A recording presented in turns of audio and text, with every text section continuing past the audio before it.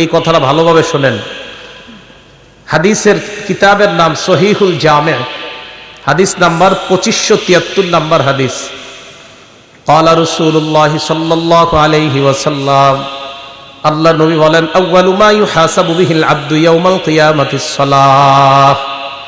কিয়ামতের ময়দানে সর্বপ্রথম আপনার ইবাদতের মধ্যে নামাজের হিসাব হবে। আল্লাহ নবী বলেন, ফাইন সলাহাত, নামাজ যদি আপনার সঠিক হয়, সলাহা সাইরু আমালি, অন্যান্য আমলগুলা সঠিক। আবার বলছি, ওয়া ইন ফাসাদাত, নামাজ যদি আপনার অশুদ্ধ হয়ে যায়, ফাসাদাত সাইরু আমালিহি, আপনার অন্যান্য আমল সব অশুদ্ধ বলে বিবেচিত হবে। কিয়ামতের ময়দানে আপনার সর্বপ্রথম হিসাব হবে নামাজের। ইবাদতের ক্ষেত্রে আপনার নামাজ যদি শুদ্ধ হয়, অন্যান্যগুলা একটু ভুল টুল থাকলেও আল্লাহ শুদ্ধ করে দিবেন।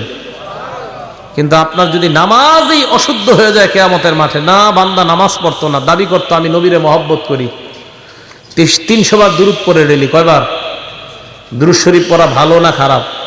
ভালো, কিন্তু নামাজ পড়ে না। উনি বলে যে আমি, আমার ভিতরে নবীর প্রেম আছে, কিন্তু নামাজ পড়ে না। তো এই লোক কিয়ামতের ময়দানে সর্বপ্রথম নামাজের হিসাব হবে। নামাজ যদি শুদ্ধ হয়, তার সব শুদ্ধ। আল্লাহ আমাদেরকে প্রতিনিয়ত 5 ওয়াক্ত নামাজ পড়ার তৌফিক দান করেন।